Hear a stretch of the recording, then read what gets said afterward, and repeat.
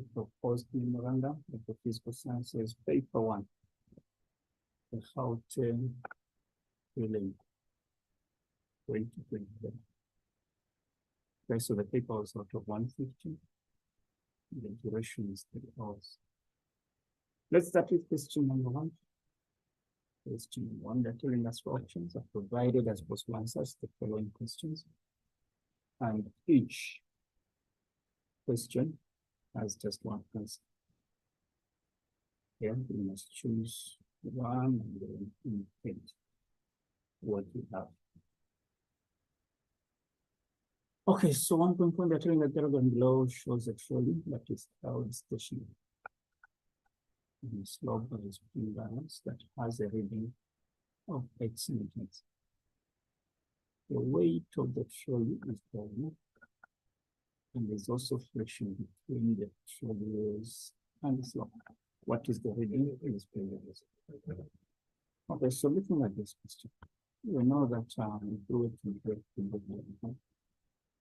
we expect the G parallel in the action domains, because that's the normal direction. And the friction, which objective to be somewhere back. But now, for as long as this trolley is not moving, which means the net force is going to be same. Now, that's the FG parallel since it will be the one that is working in this trolley downwards, and the F, the frictional force, they'll be equal to each other. So when I look at the options that are given, option 1 of W, no, because remember this FG parallel is the same as W, the sine of theta, which means it's W, the sine of theta, which will be a half of W. But then it's not only FG parallel that's acting downwards in this trolley.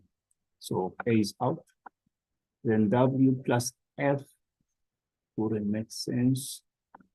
W minus F still doesn't make sense, because remember they have to be equal to each other, which means if there's any subtraction, there's an addition that's taking place, everything must just reduce to a 0. And the last one, W sine 30, that is only representing the FG parallel. So this question doesn't seem to have any correct option. None of the options are correct for 1.1. Let's look at 1.2. A box M is being pushed horizontally at constant velocity on a rough surface by a force F. Okay, so we have the arrows that are indicating the directions. Okay, if the force F that is acting decreases, then what happens?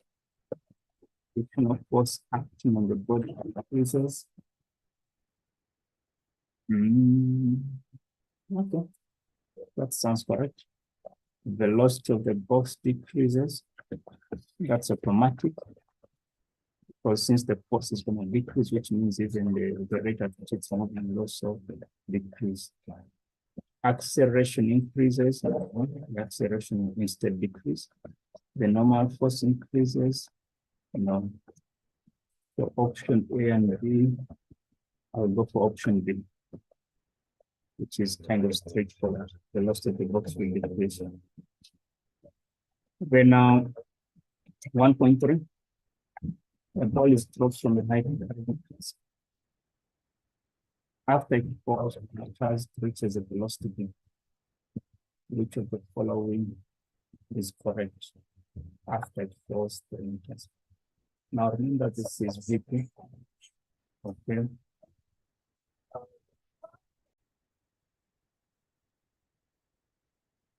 Okay, so since it's vertical projectile motion, we know that our V initial is a 0 since the ball was just dropped. Now we know that the delta Y is a 5 Newton.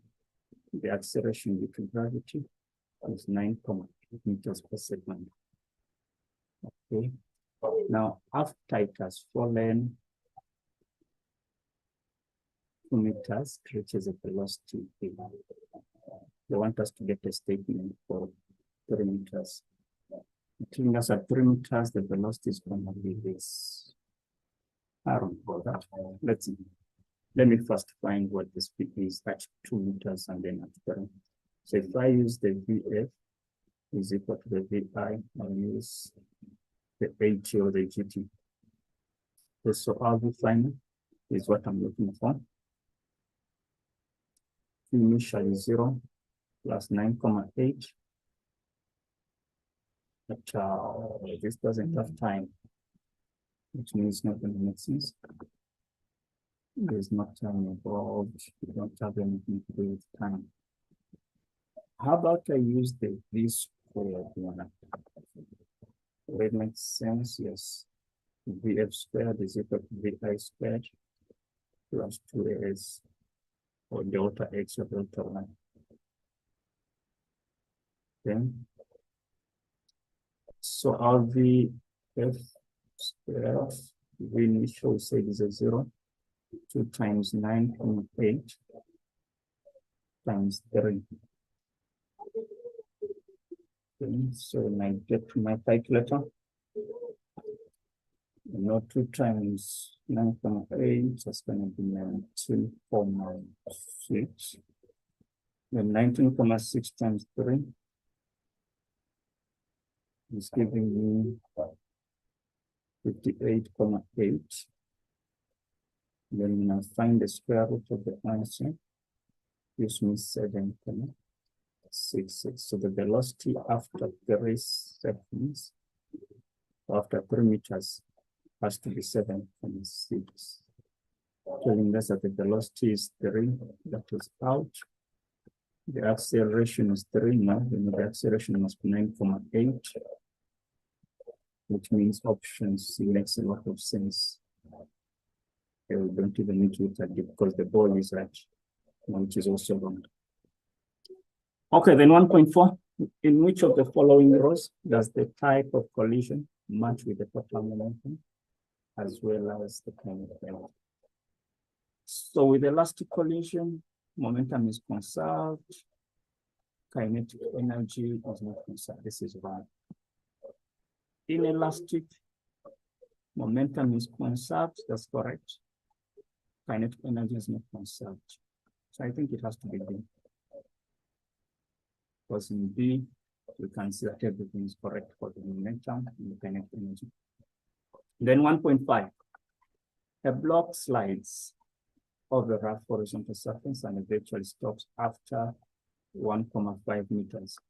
Which of the following is false for the movement of the block? Okay. Are telling us that the net work done when the block decreases its kinetic energy. This is correct. Because we know from the work energy theory that the net work done is equal to the change in the kinetic energy, the EK. Okay. Now, when a block is getting slow or eventually stops, know that the final velocity will be 0. And if we use the 0 minus the initial, which means we're going to get a negative kind of work done, which means it decreases the kinetic energy, which is true. The net work done on the block decreases its mechanical, that is also true when you look at the conservation of energy. Then the net work is negative, which is true, and then the block is slowing down, which is also true. Yeah. So which means all the options are correct. Just choose one. 1.6. The diagram below shows the absorption spectrum of an element from hypothetical stars A up to B, as observed from the Earth. Which star is moving away from the Earth with the highest velocity? So from B is equal to F lambda. So if the velocity is high, then we expect the wavelength to also be long. Okay. So when we look at the lines, the red shifting and the blue shifting, I think the best option has to be A, because we can see a bigger difference. within the blue shift, and we have the smallest distance within the red shift. So option A is the best. 1.7, the diagram below, we have 2-point charges, which is the +5 coulomb, and then the -4 coulomb at a distance of x meters from point P. That's which means they are equidistant. Then they want the net electric flow in terms of P. So what we can see is that if I look at the Q1 and the P, okay, so Q1 is positive, and this is a positive charge, positive one. Okay, so positive charges, they will repel each other. Okay, so in other words, the force that is acting on P is going to be to the right. Okay, so which means if I'm looking for my electric field, KQ over R squared, it's going to be the K, which is a constant, the R, which is also a constant with X, and then this Q, which is now the 5 to the east. Okay, then let me look at P and the Q2. Okay, P and the Q2, this negative, this is positive. So they're going to be attraction, which means the force still acting on E. So then P is to the right. So which means my E is KQ over R squared. The Q is a 4.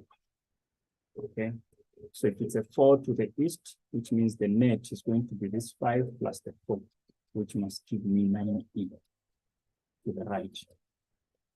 Okay, 9E to the right, which is E.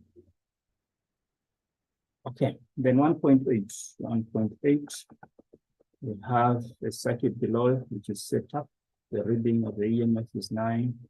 There's internal resistance of 0.2. And then the ammeter reading is 1.8. So which of the following is correct when 1 coulomb charge flows in the circuit? So 1 coulomb charge is more like the energy that is moving around all the.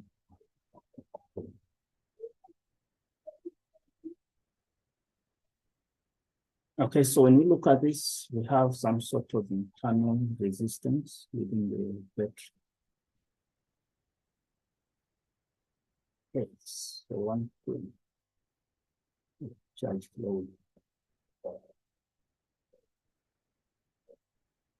Let's see, they're telling us that 9V is the potential difference across the resistance.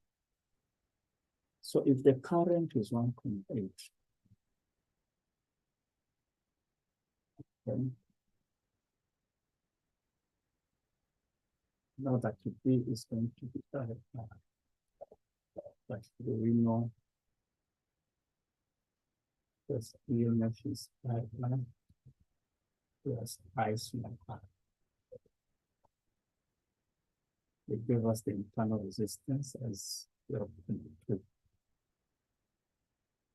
So what is 0.2 times 1.8? 0.2 times 1.8. That gives me 0.6. When I subtract that from the 9, 0.36, I'm getting 8.64. So 8.64. So the first option is wrong. Doesn't make sense. And then 9 joules of energy is dissipated within the resistor. So when you look at the power, you know that power is current times the voltage. Okay. So the voltage is 8.64. The current is 1.8. So 8.64 times 1.8, I'm getting 15.552. So this is also wrong. And then 8.64 amps is flowing the circuit, and that's wrong. Okay. That is wrong. And then 8.64 joules of energy is dissipated in the resistor. No, that would make no sense. That would make no sense. Then 1.9, an EMF and being used across a stationary coil gap, a stationary magnetic field. Now, using more turns in the coil, this can only increase. Changing the magnetic field, yes, that's very correct. Then 1.10, we have diagram below shows the energy levels of an form.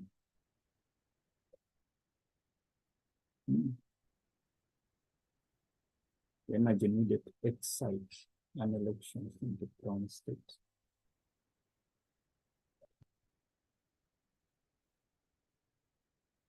The energy needed to excite an electron in the ground state to the first level. Okay, so this question, remember from the scope that we have, this was scrapped out. This was scrapped out. But what would be the answer? Energy needed to excite the electron from the ground state to get to. I'm not even thinking of this. Let's move on to question number 2. Okay, so 2 blocks are attached to each other. They lie next was 3 moving over the frictionless pulley as shown in the diagram below. So we have a slope AB with 50 degrees, and then the slope BC is 30 degrees. Okay, then they want us to state Newton's second law of motion. Okay. So we say that when kinetic force acts on a body or acts on an object, the object will accelerate in the direction of the force,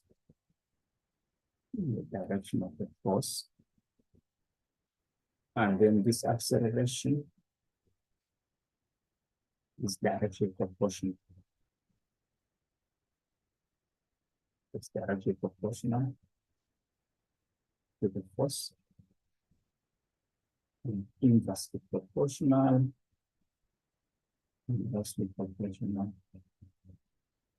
to the mass.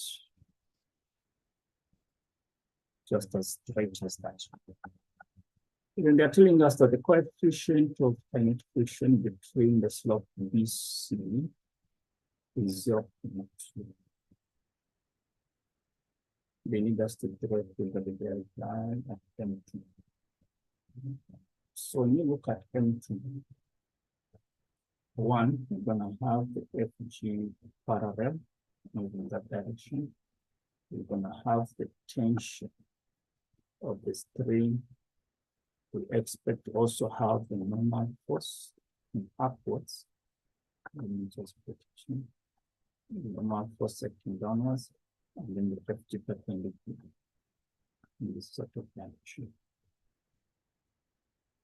So what I'll do, I'll say this is my F normal. This is my FG parallel. And that is my tension. And then this is going to be the weight. I'm going to put the FG perpendicular. Is there friction? Yes. That means there's also another friction force. Okay. So we have around about 5 forces. It's the force. Then they want us to calculate the magnitude of the acceleration of the system.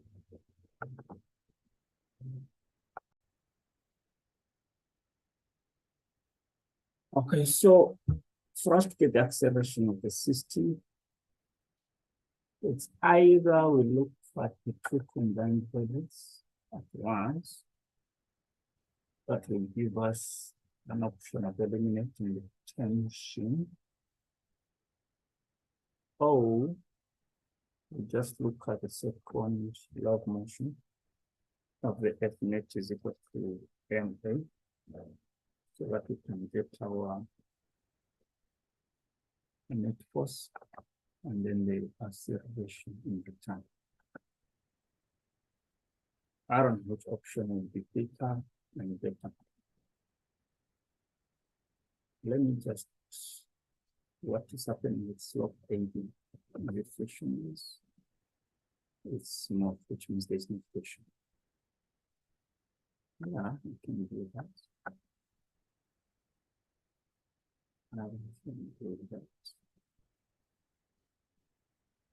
Let me try to look at the entire body. Just make sense.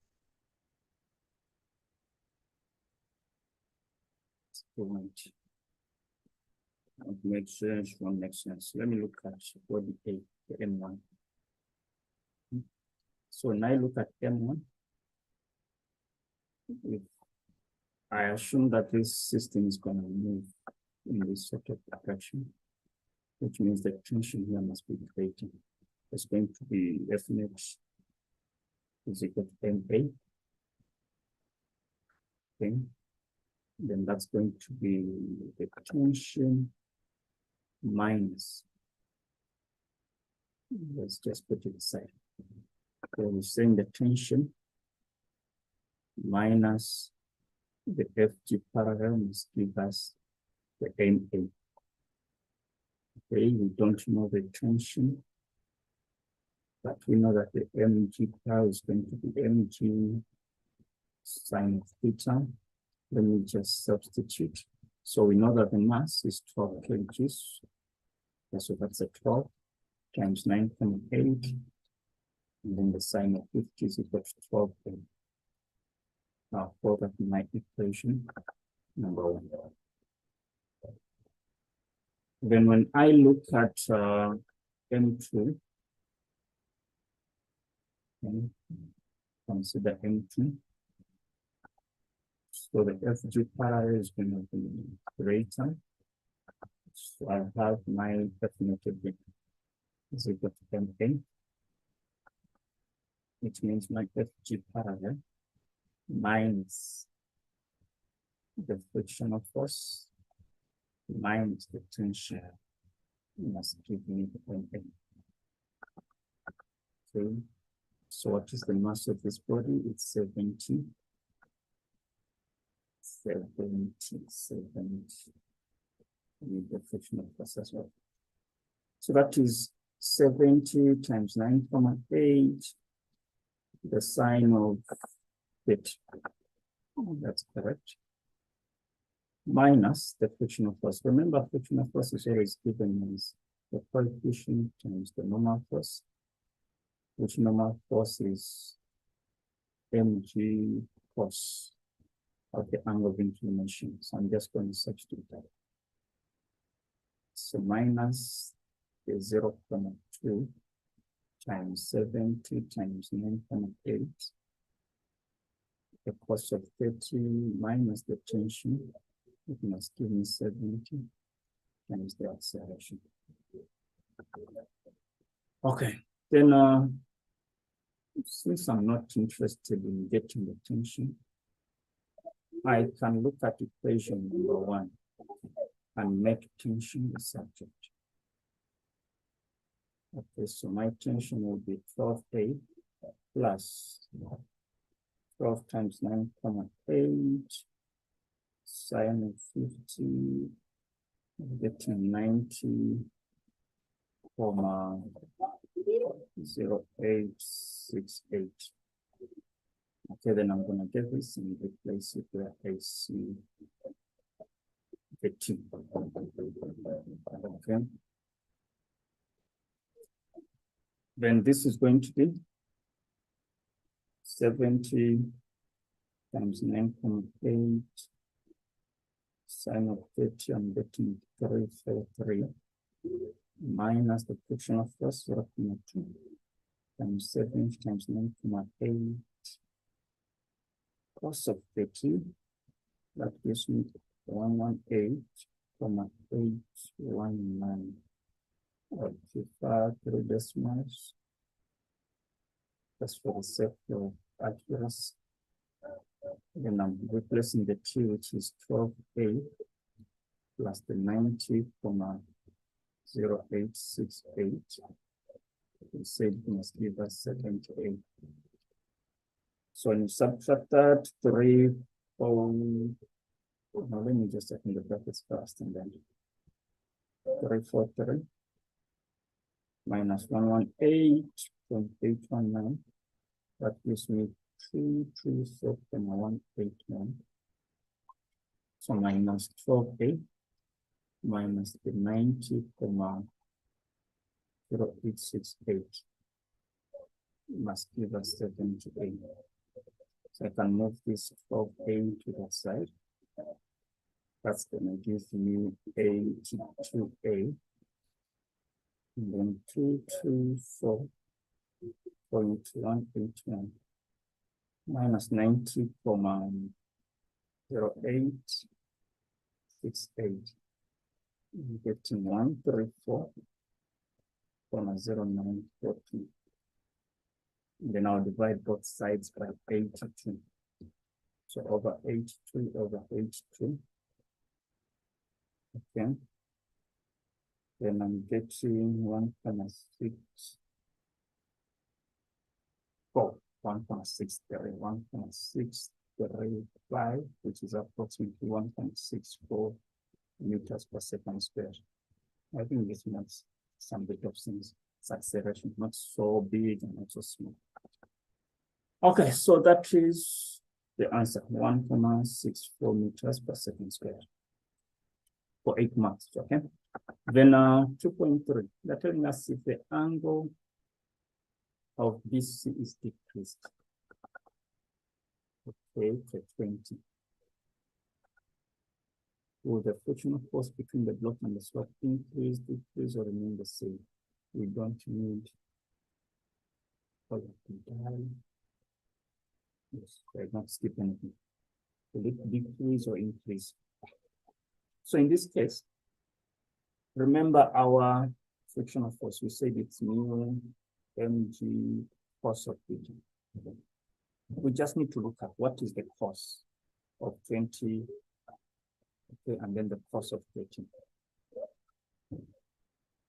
Okay, so if the angle is at 30, the frictional force becomes small. And when the angle is reduced to 20, the frictional force becomes big. Because in this case, to easily kind of drop or slope downwards. And then when it's a 20 slide, you're making it difficult for the block to slide below the incline. So in this case, we're going to say the frictional force will increase. And what will be the explanation? We know that frictional force is directly proportional to the normal force. Okay, so if the inclination is small, which means the normal force is going to be big. Okay, so I think that's enough. It's increasing because the frictional force is directly proportional to the normal force. Hence, the frictional force increases. The frictional force increases. Okay, guys, that's question number 2. Question number 3. I'm telling us we have a 25 round ball that's thrown vertically upwards. The ball leaves the hand 1.3 meters above the ground with the initial velocity of 7.27. On its way down, the ball bounces off the balcony at 3 meters per second before being caught at its maximum height after the bounce, ignoring friction and any horizontal motion. What's a projectile? Okay. So we know that a projectile is just a body that's just under. So someone asks what is straightforward and what is a projectile. So a body that's under the influence of the acceleration due to gravity. Okay. Right. Okay, so we're saying a projectile is an object. Okay. An object with, let's say, an initial velocity and then moves under the influence of the acceleration due to gravity. Remember, I said there's a difference between the free fall and the projectile. So with the projectile, you must give the object some sort of initial velocity. You must give it a push. You must kickstart it before acceleration due to gravity can take place. Okay. Then third question, they want us to calculate the maximum height above the ground that the ball will reach after it was thrown in the air. Okay, so they want us to do this. So what do we know about the initial velocity? We told us that the VI is 7.27 meters per second. They want the maximum height.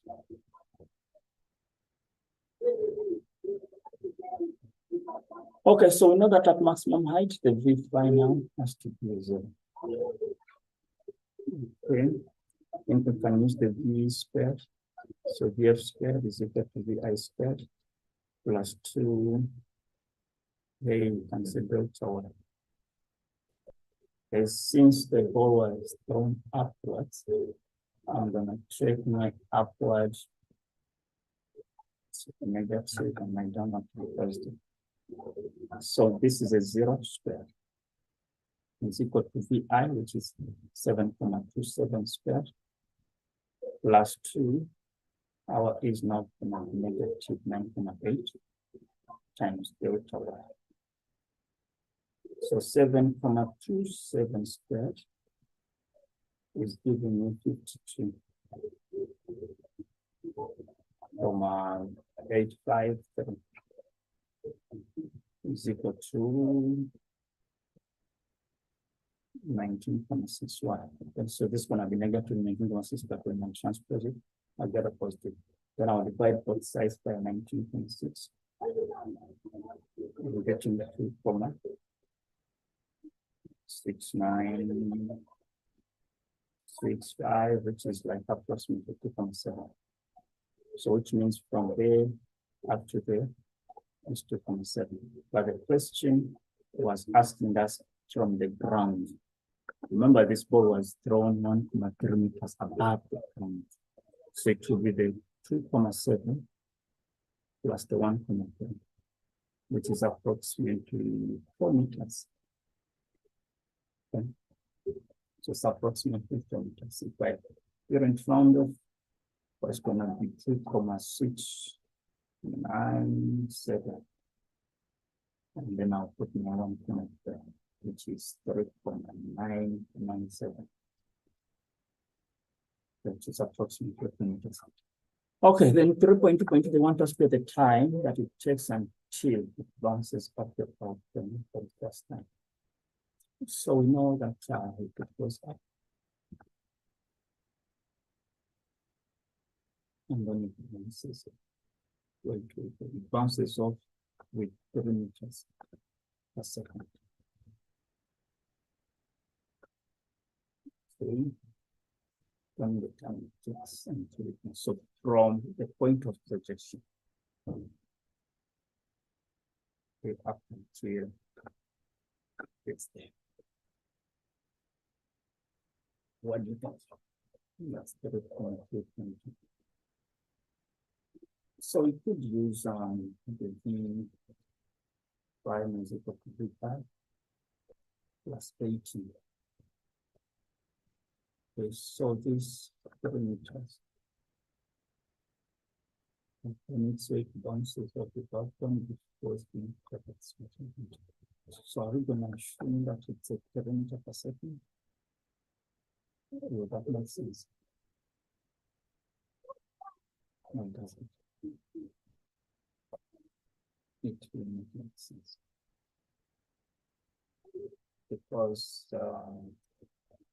what I can do is, if now the velocity of this mass is zero,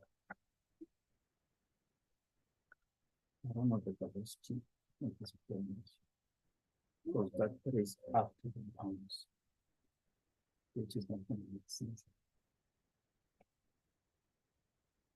It's not going to make sense. But I can get the distance. Since I know from there, this maximum height up to below is 4 meters, I can subtract this 3.2. So at the distance I have will be my displacement. Yeah, makes sense. So let's see. So which means my delta one, let me just put this.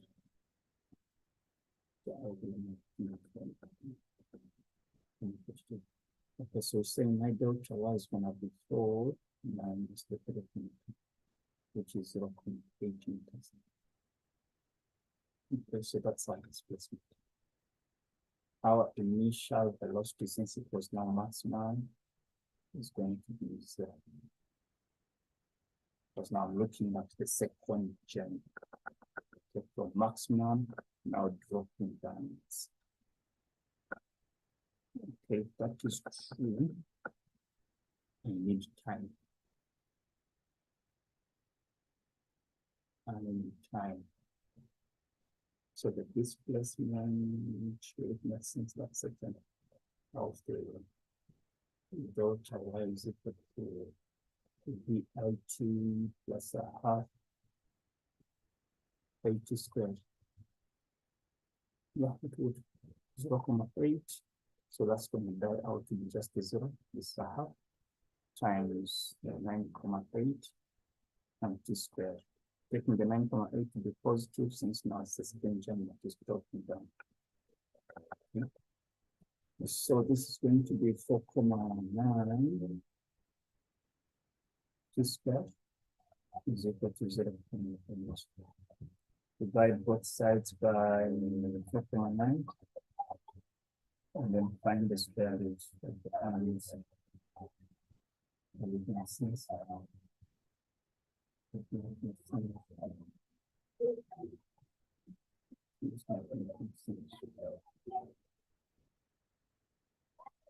what making sense, which is my answer, which is 0.4 here.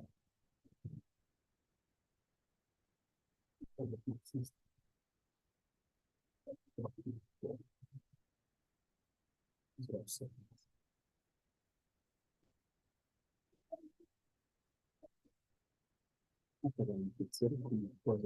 what other information do we need about time? Just so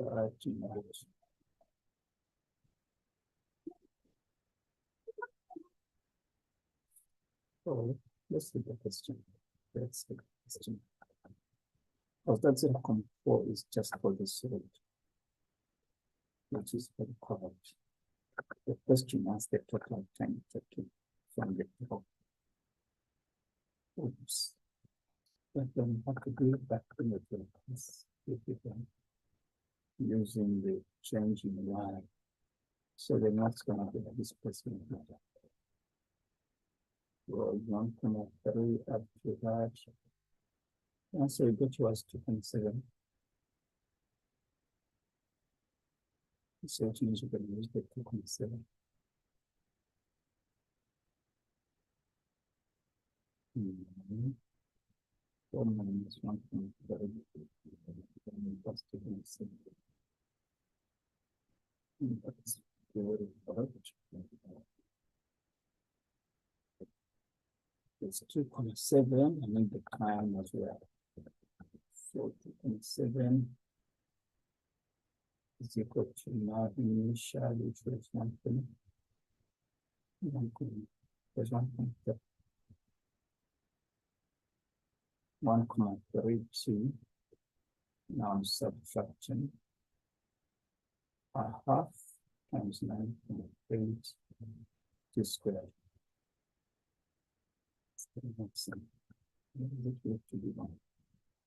Okay, so when I use my quadratic formula, 1,3 minus, I'm just going to say 4.9. That makes sense.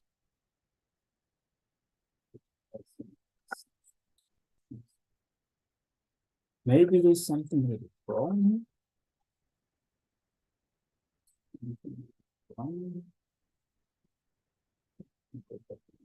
See, let's see.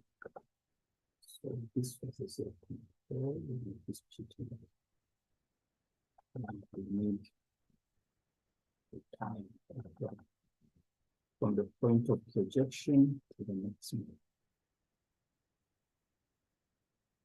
Well, nice of the creature. I use that define. Equal to the initial plus A2. Yeah. So this final is a 0. Initial is 1.3. Now minus 9.6. 1.82.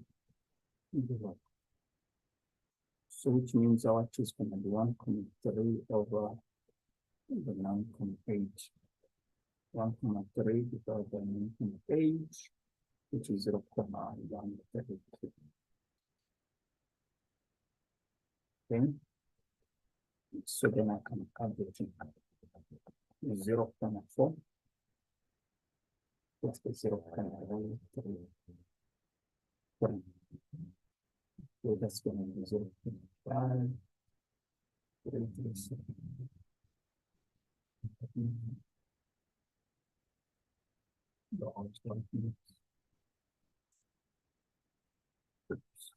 Why are we using 1.3 again? It's 7.27.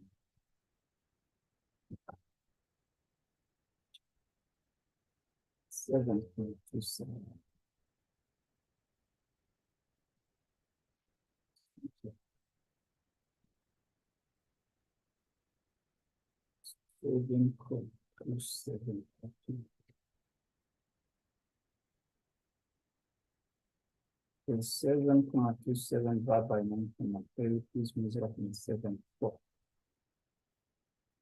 Okay. So it has to be 0.74 plus the 0.4.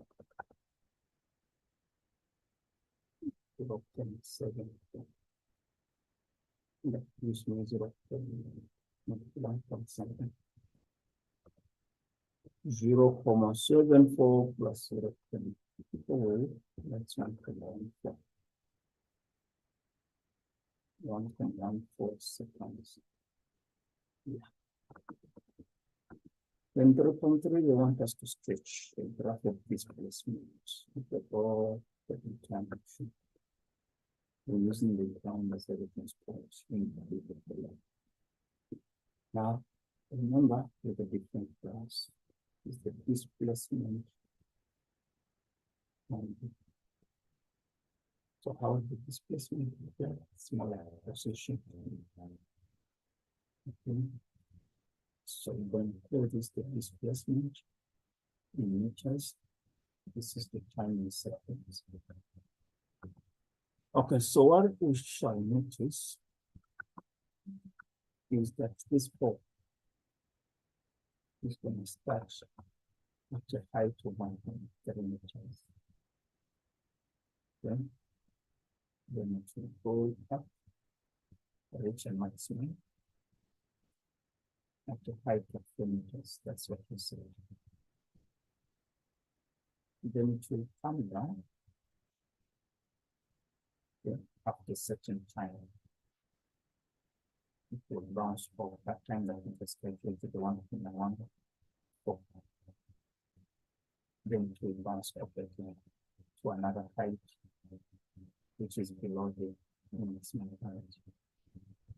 So something of the nature will work perfectly. We just need to go. So something like that After that, and so this we don't need to know it, but before we need to, for the sake we need the max, the height from which the ball was released, the 1.3, that is in 3 kg, the maximum height, which is a 4, the height of the balcony, that's the height of the balcony, it's 3.2, which is that, and then the time it takes to bounce down. So something you can check would guarantee you 5 minutes. Then question number 4, when a ball hits and bounces off the surface, it exerts a force on the surface. So some virtual learners investigated how this force varies over time as the ball hits the force sensor and bounces up. We use the 50 grams of force from height of 1.5 meters vertical above the sensor. Okay, and then the following part is derived. And then the first question comes, asking us to define impulse. Okay, so when we are defining impulse, the definition is that it's the product of the net force that is acting on an object and then the time. The net force acting on an object is time.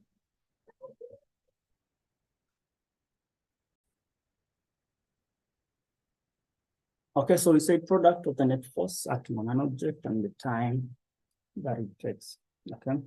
Now avoid using the change in momentum kind of terminology because that is more like an application. It's not a definition of impulse. Then they want us to use the information in the graph to determine the magnitude of the impulse as the ball hits and bounces off the sensor. Okay, now remember we said impulse is the product of force and the time. So we are indirectly being asked to determine the area of this triangle. So we know that area of a triangle is given as a half times the base times the height. So that's a half. Our base is 15. So from 0 up to 15. And then our height is going to be 64.13. Okay, so a half times 15 times 64.13 is giving me 480.98. 480.98. But remember, this time is in milliseconds. So which means I have to divide that out and this means I have the 0.481 differences.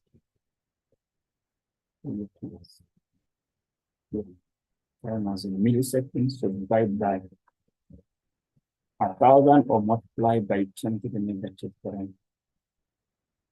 Then 4.3, can we state the magnitude and direction of the change in momentum of the ball? So what we can see is when the change in momentum, mass or change in momentum is the same as impulse. We don't need to go back to the mass and the velocity. So this 0.48, since it's positive, we're going to take it to the upwards. Okay. But then, what is the question asking for? The magnitude and direction. So 0.481 newtons upwards. It's upwards, positive. All right, then if the velocity of the ball just before it hits the first sensor is this downwards, can we calculate the velocity with which it bounces off the sensor? So then you can use the F net formula. F net times delta T, that's the impulse now. is equal to the change in momentum.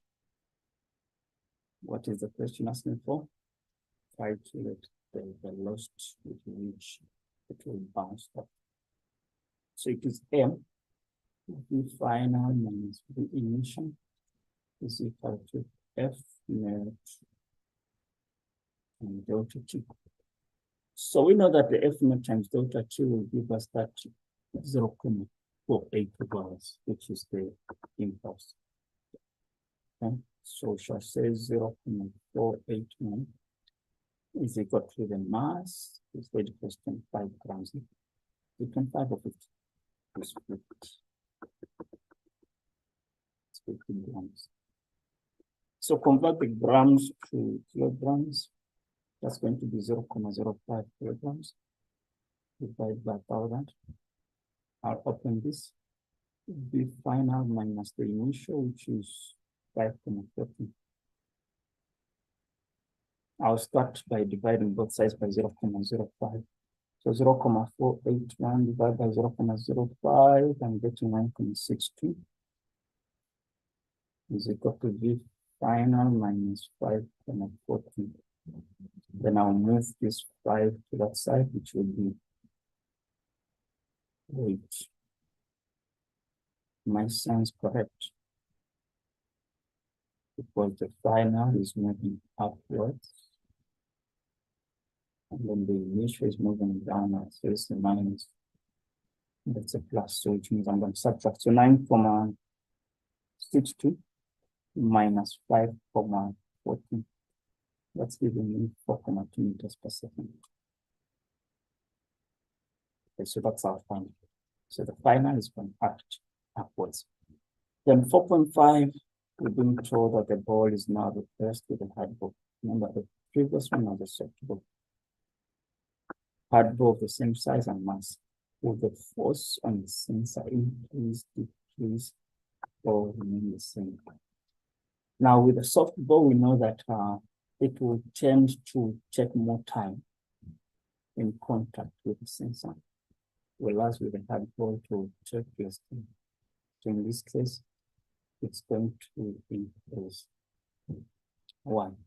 Because the change in momentum, let's say the hard ball takes more time. Takes more time. It's the soft ball that takes more time. You say the hard ball takes less time to bounce back compared to the soft ball. Okay. So this can be seen under the applications of the air bags of the cars, let's say in car crashes and things like that. So what this means that the force will be inversely proportional to the time, and hence the force will increase if the time is less. That is question number 5. Question number 5, the 5 kg body or box moves up and down at a constant velocity in the force F is applied. Okay. They want us to calculate the magnitude of the force F if the power that is used to move up the box is this. So we know that the average power will be the same as the force applied times the velocity. Okay. So we have our power, we have our velocity. So we're going to have the 57.6 is equal to the velocity, which is 1.2 F. Then divide both sides by 1.2. So 57.6 over 1.2. 57.6 over 1.2. And getting 48 newtons.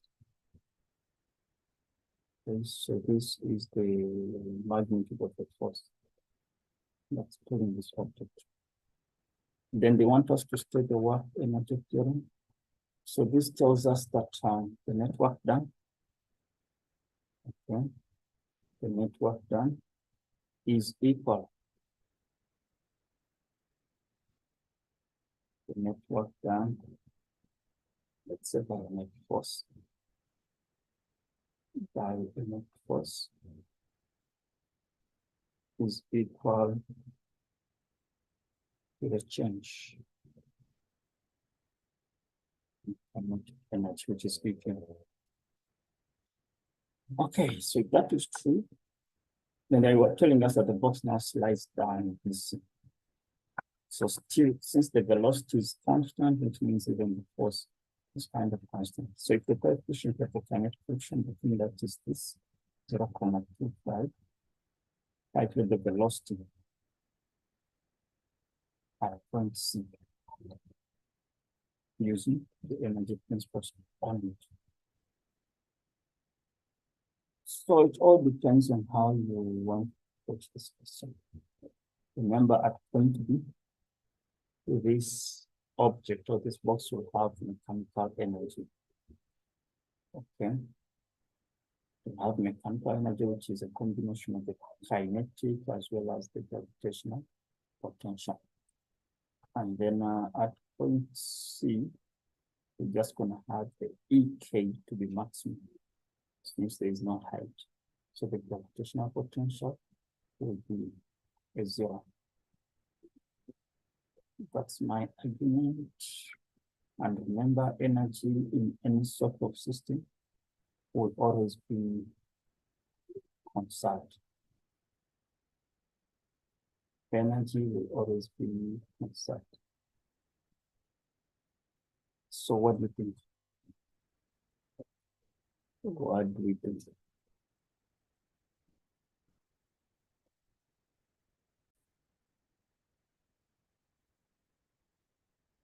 Okay, so saying the work net, W net is equal to the change in kinetic energy, which I will just say EK plus the EP. The change in EK and then the change in EP. So we know that our work done is given as F times the displacement. If displacement can be, let's say, delta X, and then the force of theta, because that will be now the work done by the friction force.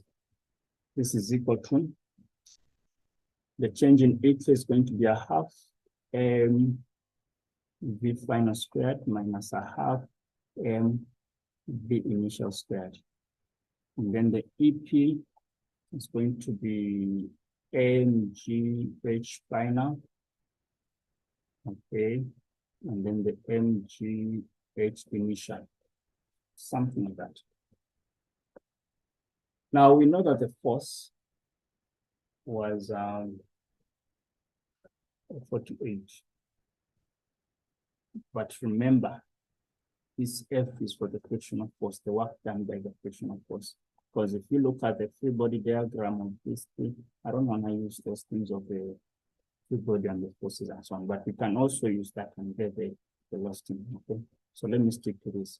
So we know that the frictional force is mu mg cos of theta. Okay, so our mu was a 0.25. Okay, times now the mass of the body, which is 5 times 9,8 times the cos of 32. Okay, that is just the F. Now the displacement, I do not know it. Okay, I don't know the displacement, but I can get it. How? Since I know this is my H, and then this is my 32, I can use the sign.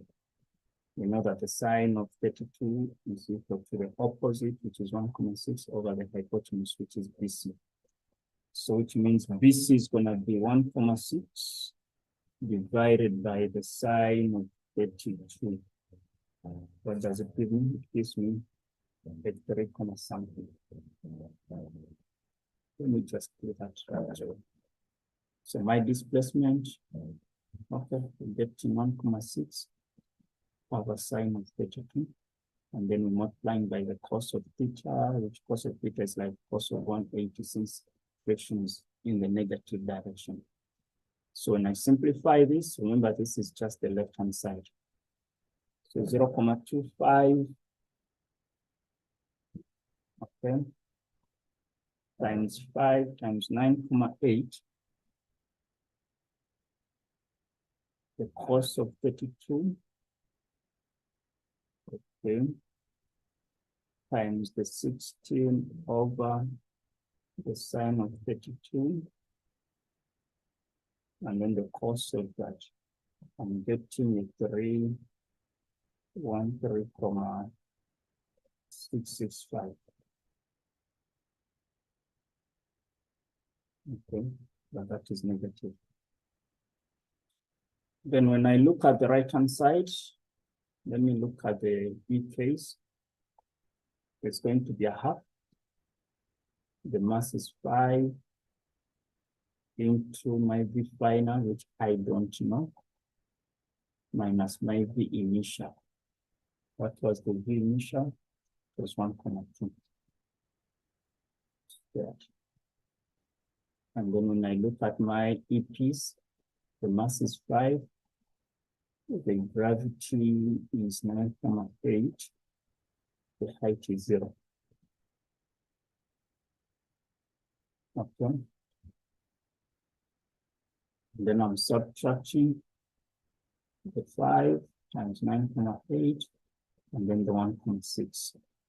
So 5, 9.8, and then the 1.6. So when I simplify this, I'm having 5 over 2 VF squared.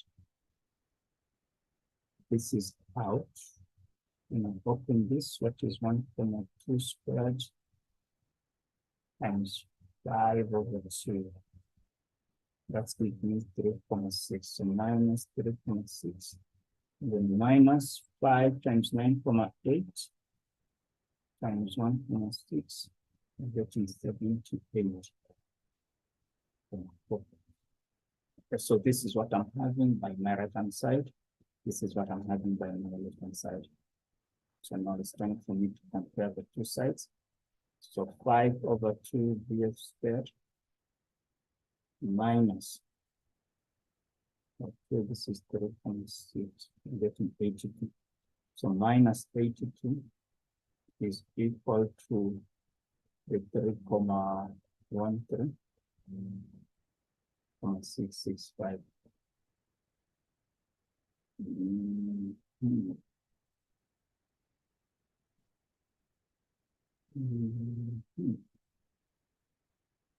Okay, so 313,665. So 82 multiplying by 2 dividing by 5. I'm getting that.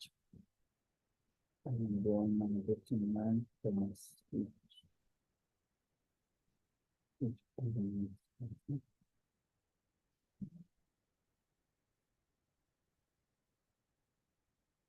Doesn't make sense for me. Did I do something wrong? We have a visit this and it's let's see if I did something wrong, something wrong. That's not worse.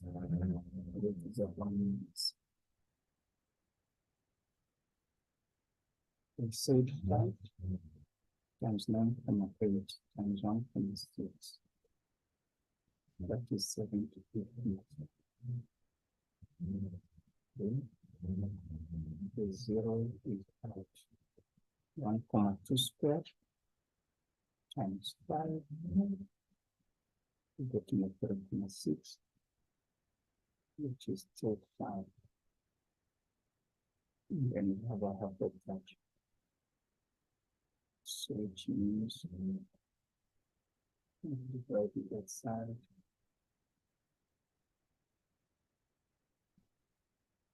Okay. So from to follow through, let me just go back to my previous pattern, which is 0.25 times that.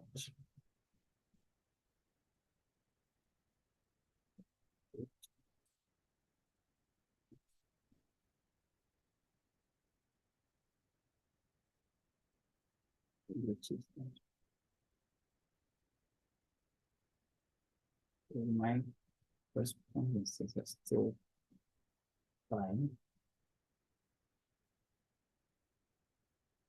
It's 5 over 2 v squared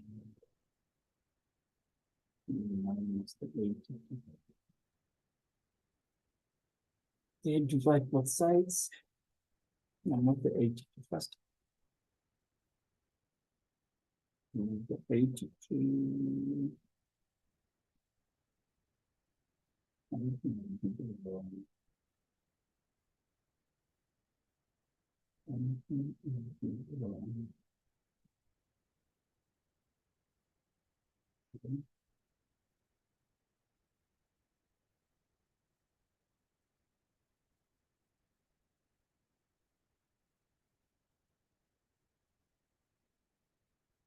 Dividing by 2 and dividing by 4.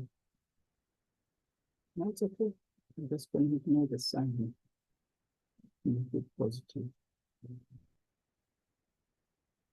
This is going to be too much. So it's 3134 minus 665 minus 82. I'm getting the 231.668 is equal to 5 over 2 v squared. Then I'm dividing this by 5 over 2. Okay, I'm getting 92. And when I find the square root, I'm getting 9.6. Okay, 9.63 meters per second. All right, then question number 6. They're telling us that in the diagram A, B, C below, the wave patterns are shown for the sound. So this is A, this is B, and then this is C. Can we define the Doppler effect? So we know that the Doppler effect is just the apparent, okay, the apparent change in the frequency that is received by the listener as a result of the change in the velocities and so on. Okay, but alternatively, we could just put it as the apparent change in the frequency or pitch of sound as detected by the listener because of the sound and the listener having different velocities. Okay, so that is that. Then 6.2.1 for questions this, we must state A, B, C for each. Okay, so where is the source stationary? Okay, I think it's option A because there is no change. We're not seeing this decrease or the increase and so on. So A, source is stationary. So when is the source moving away from the observer? So when you're moving away from the observer, what happens? The wave increases. So I'll go for C. And then you must give a reason for 6.3.2. So the frequency, okay, saying the frequency decreases. Or you can tell us that the wavelength increases, because this point will be the source. So this distance is increasing. So the wavelength increases, the frequency must decrease. Then 6.3, they're telling us that if an ambulance that is moving right from the observer at this speed, and the frequency of the signal that is heard is at this frequency. I put the frequency of the observer with the speed of air is that an ambulance is moving away. So one thing we know about the Doppler formula is that the frequency of the listener is equal to V plus minus V of the listener over V plus minus velocity of the source times the frequency of the source. Now, since the ambulance is moving away and the listener is stationary, okay, moving away from one side at the speed. So that's 340 over 340 minus. It's going to be minus or a plus? because an ambulance is moving right from one side at this speed. Also, this has to be a plus, so that we have a smaller object. Then multiply by the frequency of this force, which is 900. Okay, so 340 over 340 plus 25. That times the 900, we get to 838.36. 838.36 hertz. Okay, then the hydrogen spectrum line from the sun has a wavelength of this. The spectrum line of the nearby star has a wavelength of 657. What can be confident about the relation of the starting relation to the sun?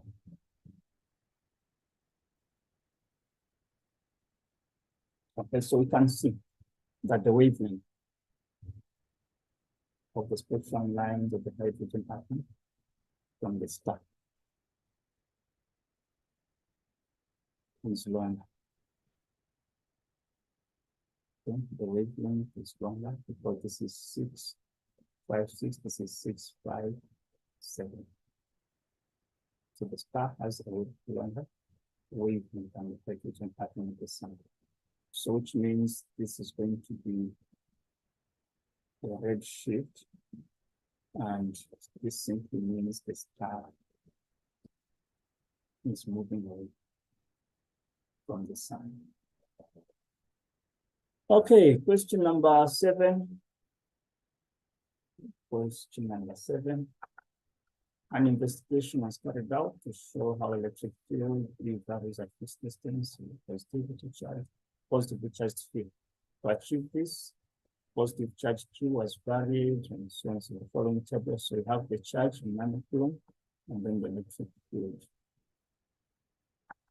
Okay, then define the term electric field at a point. So this is the force. Okay, the force that is experienced a unit positive charge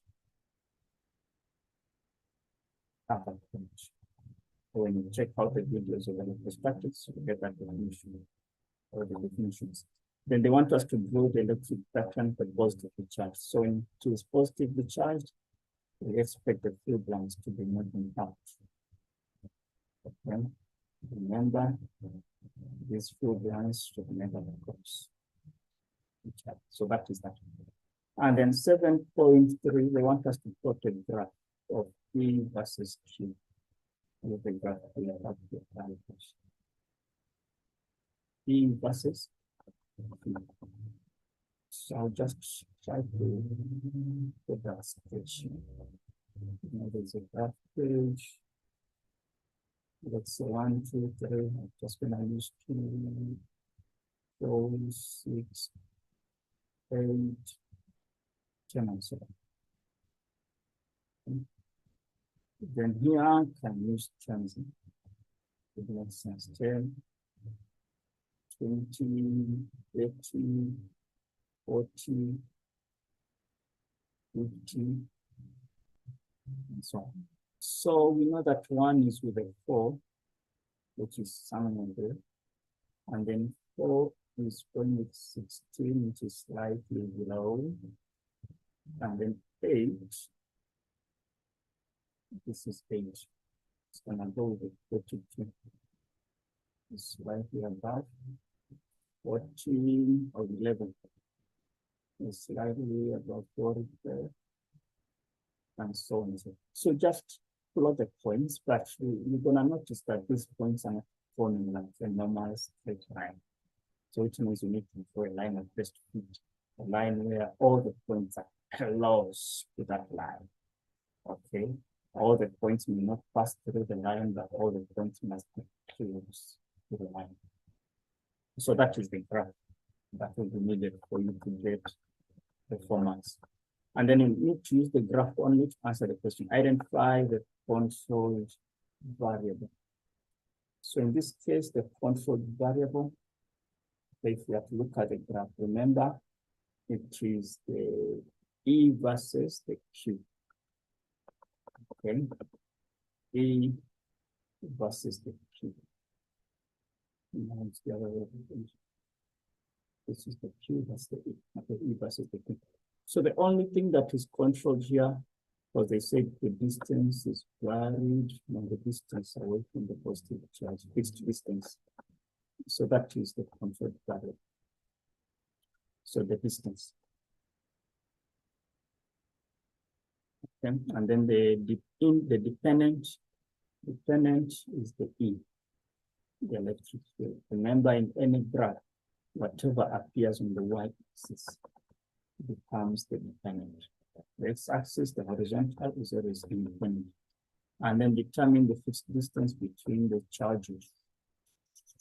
So in this case, we can find the gradient, which gradient will be the E over the Q. Remember, from our E, K, Q over R squared. So which means this gradient must be equal to K over R squared.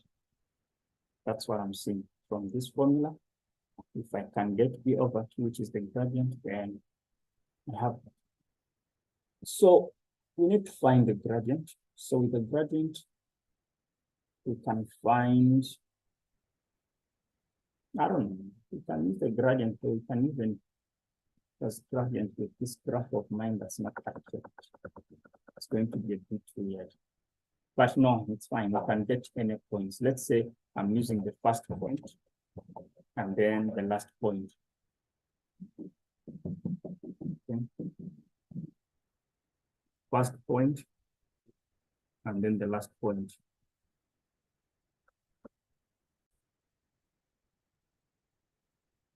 Okay, so I'll try to use my first and last values, okay, to get the gradient. So that's going to be 55 minus 4 over 14 minus 1. This must be equal to K, which is 9 times 10 to the 9 over R squared. Okay, so 55, okay, which is going to be a 51 over 15. When I do my cross multiplication, that's going to be 51 R squared is equal to 9 times 10 to the 9 times 13. So R is going to be the square root of 9 times 10 to the 9 times 13 over 51. Let's see, 9 times 10 to the 9 times 13 over 51. And 13 higher becomes 1. Did you do the correct things? Because it's going to point us. It's going to point us. I'm getting 4, 7, 8, 9, 6, 4, 9, 4, 8. Let's go back to the graph and see. Because this was the nanocoulombs. Okay. And then this is a K, which is like a Q.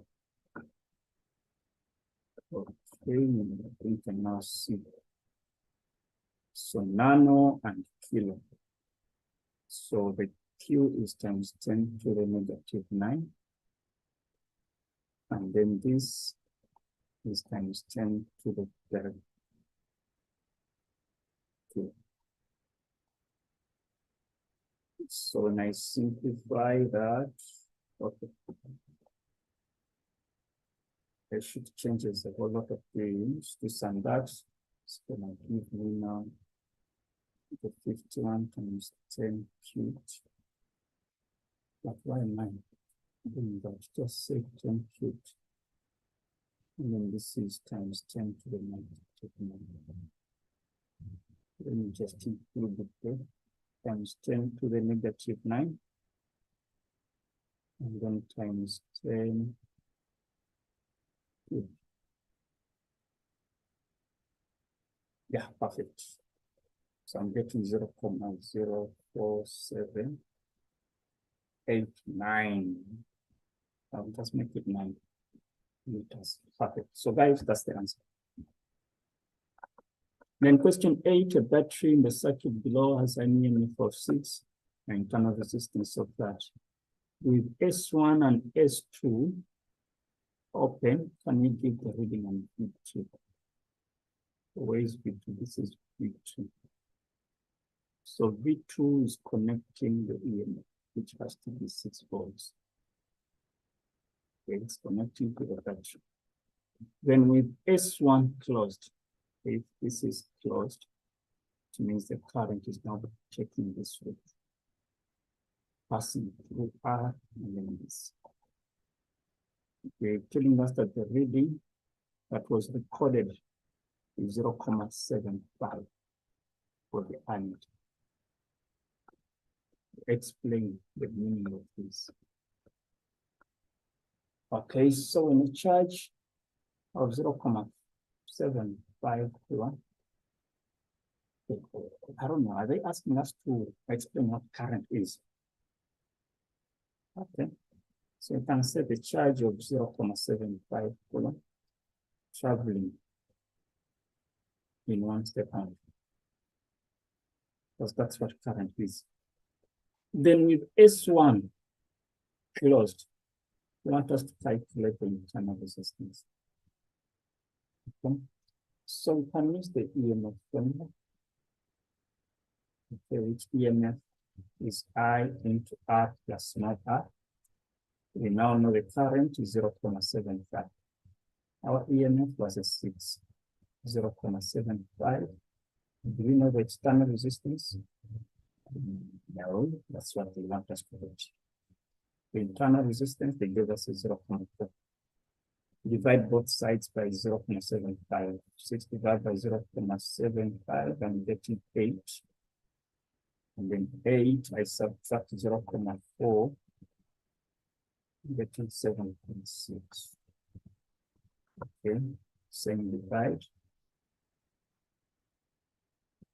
8 minus 0.4, we get that. So 7.6 ohms. Then they want us to get the value of R. Now remember, with capital R, still S1 is closed on. With this capital R, it's more like a parallel combination. So what I'm going to do, I'm going to combine. Let me just write it in. So I'm combining this and that. So let me combine the 3 and the 1 to give me 4, so that I have R and then a 4 ohm. Okay. These combined together must give us the 7.6 ohms. Since it's parallel, I can use the product and sum. So product over the sum is giving me the 7.6 ohms. My product is going to be 4R over 4 plus R is give us 7.6 ohms. If I try to cross multiply 7.6 times 4, I'm getting 30.4 plus 7.6 R must give us 4 R. Is the product over the sum.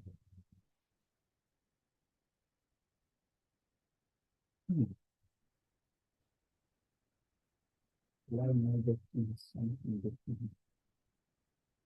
Is it going to make sense? 7.6 minus 4 is 3.6. 30 divided by the answer, you get to 8 of something, which doesn't make sense. Let me see. Oh, sorry guys, sorry. We also have another 4 ohm. There's another 4 ohm there. We are such honestly. Why it's not making sense? So let's see. So we have we said product over the 4 plus R. Now plus this 4 ohms must give us the 7.6. Move the 4 that side. 4R over 4 plus R must give us the 3.6. Let's multiply 3.6 times 4 and getting 14.4 plus 3.65. When I move the 3.6 that side, I'm going to end up with 0.4 R is equal to 14.4. Divide by 0.4, divide by 0.4. So my R is going to be 36 ohms. So this R is 36. So what I did, I first combined these two systems in series directly and got the 4 ohms. And then since these are two resistors in parallel, we say the product over the sum, we give the effective resistance of just the parallel combination. Okay. Alternatively, what someone can do, if you can have the 7.6, okay, we subtract this 4, then I'll be left with 3.6. So which means this parallel combination is equivalent to just 3.6. Oh, makes sense. Then 8.4 S1 is now open and S2 is closed. How will the power dissipated by the 4 ohm change? Okay. So if this is open and this is closed, which means the power will just take this switch. Remember, this whole thing is a 3.6 ohms combined. This is a 4 ohm. Now, if this is off, which means we only have 4 ohms within the circuit. So the total resistance will be 4 ohm, and then that internal resistance, which is always a must. So one thing we have to do, we have to say that the resistance is going to increase. That is for the fact. Okay, it will increase because the external resistance has decreased.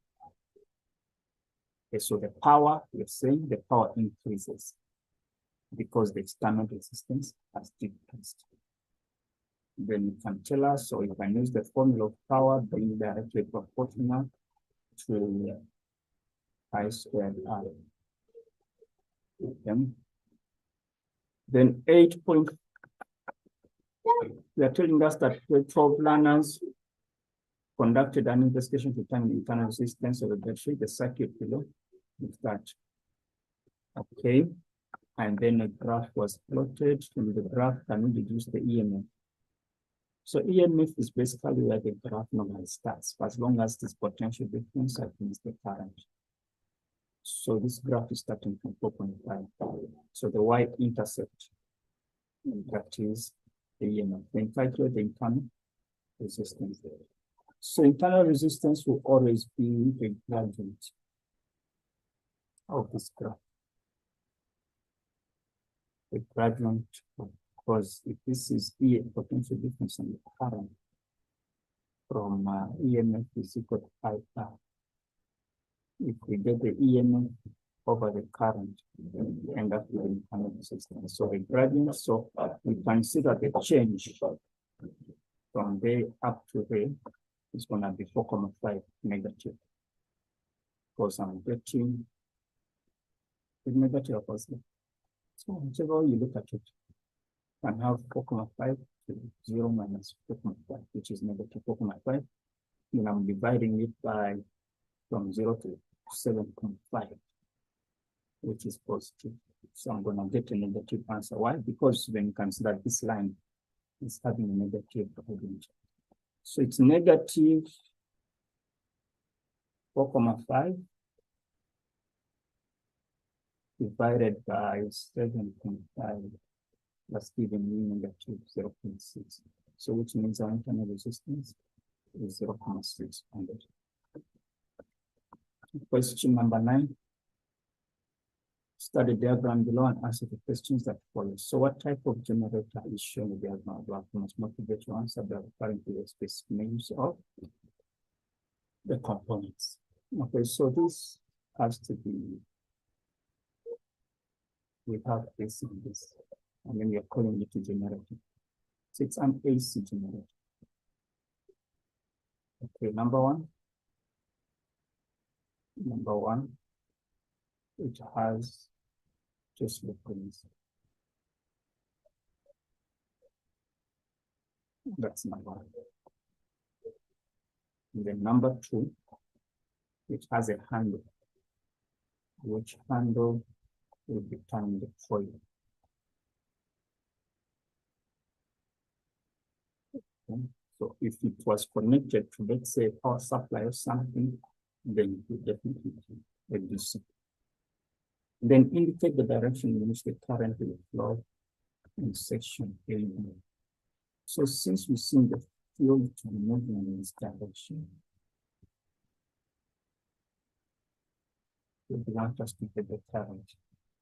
So using the correct right hand rule or the correct hand rule, we can see that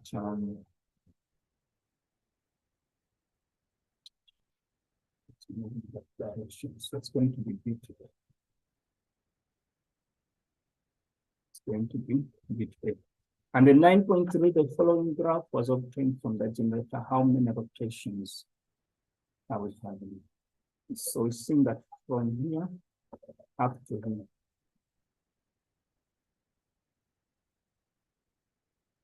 does that make sense?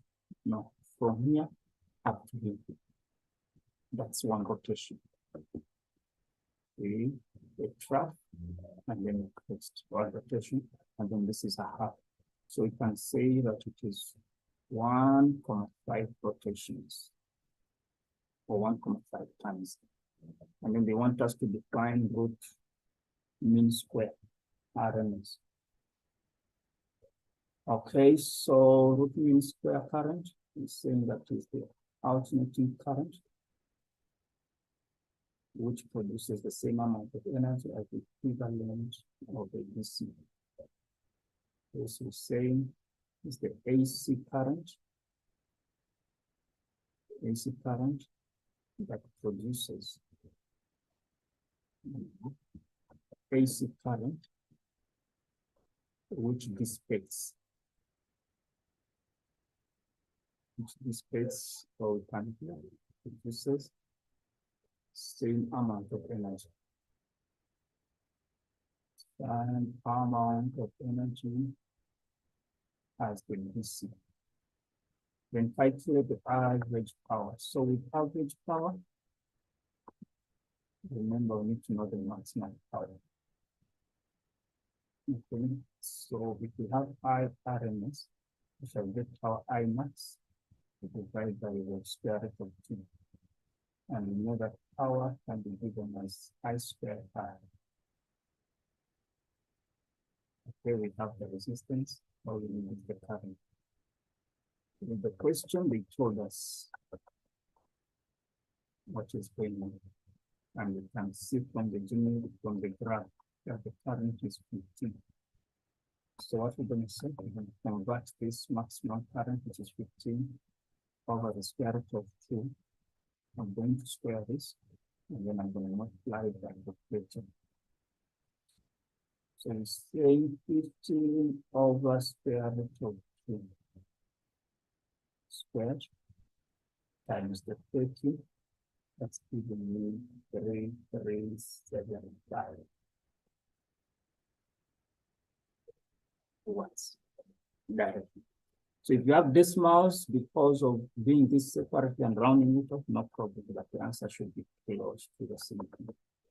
The 9.4 is a hair dryer, not a chair dryer. A hair dryer that is rated at 2.2 watts. Okay. At 240 volts.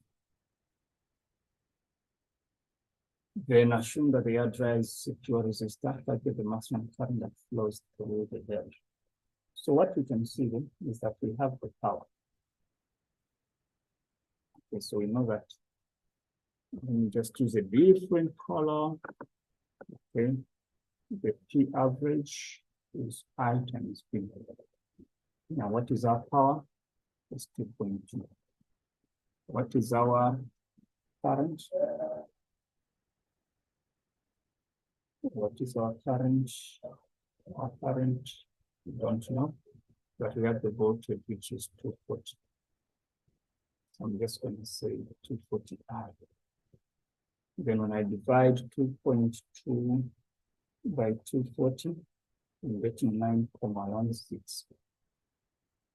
9.1667 amps. Question wants the maximum current. So for us to get the maximum current, you must get the IRMS times the square root of 2, which means my answer of 9.167 times the square root of 2, I'm getting 12.196 amps. That is 9.5. Then question 10. Diagram below shows a photo tube that was used to demonstrate the photoelectric effect. Demonstration was carried out by shining a light from a red, green, ultraviolet into the surface. Okay, they gave us the demonstration number, the color of the light, and then the ammeter ring. Okay. Can we explain what is meant by photoelectric effect? So we know that this is just a process by which electrons, okay, so electrons are ejected. And so electrons are ejected from a metal surface. From a metal surface after a light of sufficient frequency, and a suitable frequency is incident on the surface. So in other words, you first shine the light on the surface, and then electrons will come off, but the light has to have sufficient energy. Then explain why there's no reading on the ammeter when the red light is shown on. So we know that for red light not to show, we know that the frequency is low. Okay, so the frequency of the red light is lower.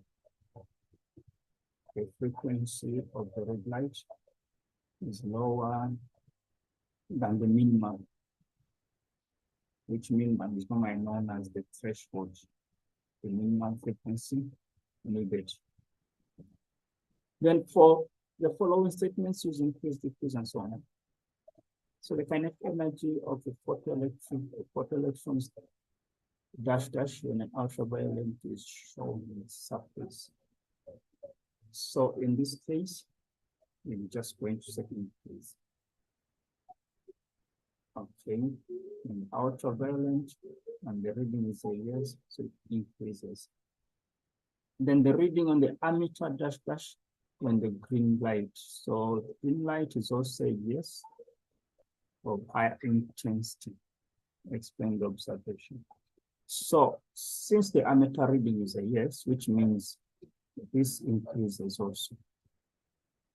Ammeter reading increases in the green light is of higher intensity is shown. We need to explain that. Okay. So what we need to know is that with intensity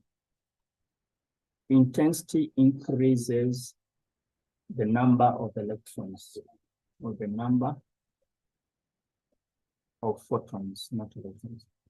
So the number of photons will increase by unit time. Okay, so if the number of electrons are increased by unit time, which means the rate at which they will be striking the metal surface is going to increase.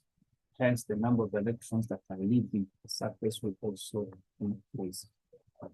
Then 10.4, they're telling us that the cathode is made up of copper with a work function of this.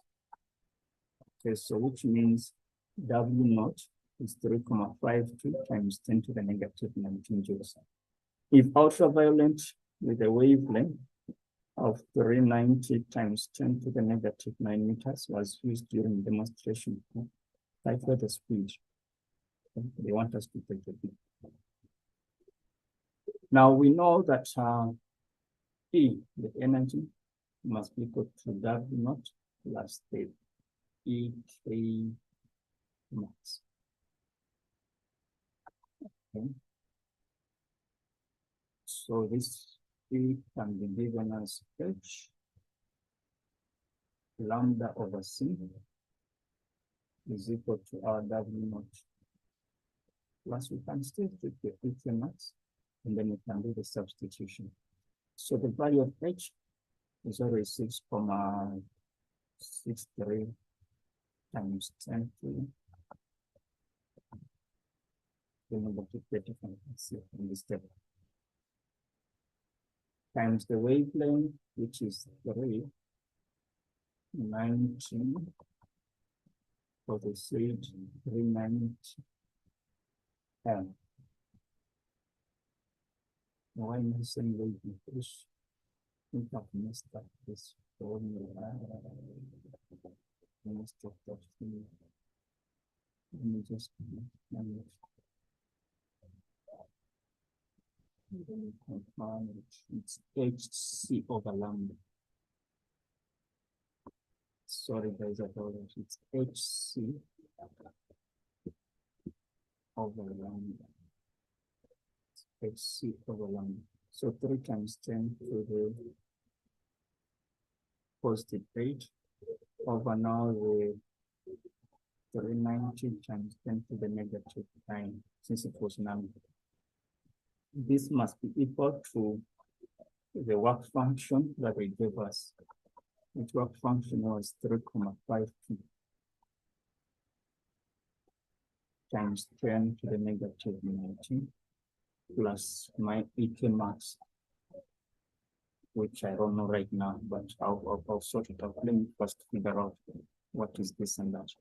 So I'm going to move this to the side. Okay, so I have 6,63 times 10 to the negative 34, that's 7. Okay, I'm multiplying by 3 times 10 to the 8, that's the speed of light, over 390 times 10 to the negative 9. Okay, I'm subtracting 3,5 times 10 times 7 to the negative 19. So I'm getting 16 times 10 to the negative 10. Now I know that E max, EK max is a half times the mass of the electron, which is 9,11 times 10. 9,11 times 10 to the watts. What is electron mass? Negative 31. Okay, so negative 31 to be squared. Now I'm going to divide both sides by that. So divide by 0.5 times 9.11 times 10 to the negative 31. Well, getting a big answer. It's really big. It's really big.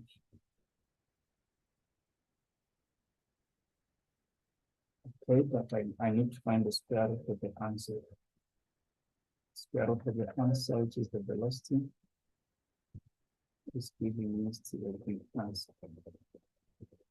Okay, so if I find, I'm getting 5, 9, 2, 6, 7, 3, 9.